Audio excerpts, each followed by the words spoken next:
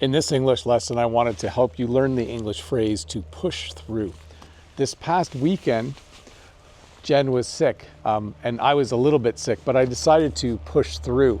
I took one day off work, and I probably went back to work one day too early because I decided to push through. When you push through, it means you do something when you're not quite strong enough or have enough energy to do it. When you're training for a sport, when you're lifting weights, the last 10 or 11 times you do the weight, you might have to push through.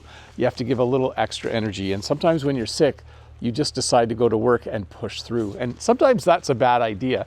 It actually led to me not getting as much work done as I wanted to this week. So to push through simply means to kind of just dig deep, find the energy somewhere to do something maybe you don't have the energy for, or you're just a little bit too sick to do. The other phrase I wanted to teach you today is the phrase to push it too far. This is what happens when you push through. Sometimes you push it too far. Let's say this past week, if I had done everything that I wanted to do, I probably would have lost my voice. I would have pushed it too far. When you push it too far, sometimes things go wrong, or sometimes things break. Let's say your car is making a funny noise and you're like, I'll get that fixed in a week or two. Maybe you are going to push it too far and the whole car is just going to stop working. So to review, to push through means to find the energy somewhere to do something, even though you don't have the energy for it, or maybe you're a bit sick, or you just don't have the enthusiasm. You just decide to push through. And to push it too far means to simply keep doing something or keep using something beyond when you should have stopped or gotten that thing fixed, or if it's like your throat looked at by a doctor. Anyways, I feel great now, by the way.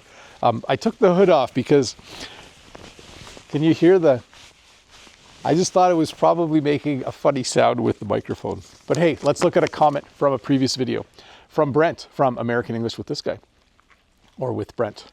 Oh, very cool. Your students are allowed to leave campus during lunch. Not true for my students. They are stuck bringing a lunch from home or eating school lunch. Thankfully, our school lunches are edible.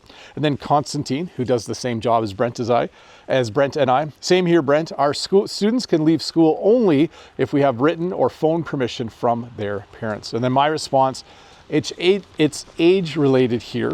The lower grades must stay at school. The older grades, grade 11 and 12, are allowed to go to town.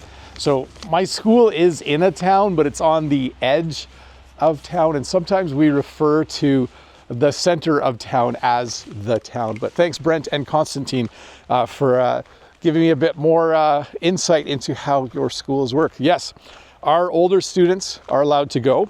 In Canada, when you are in grade 11, or what the Americans would probably call junior year, or the 11th grade, that's usually the year where you get your driver's license. At some point, you get your learner's permit or beginners around grade 10 into grade 11, and some students in grade 11 right around now are starting to get their driver's license. So they're age 16 and then 8 months if you went to driver's education school. At age 16 years and 8 months, you can get your driver's license. So that's when we usually start to see students in grade 11 starting to go to town for lunch. So, but anyways, does it say almost 4 minutes already? Have I lost track of how to make these lessons and keep them contained into a certain amount of time? Possibly. Anyways, thanks for being here.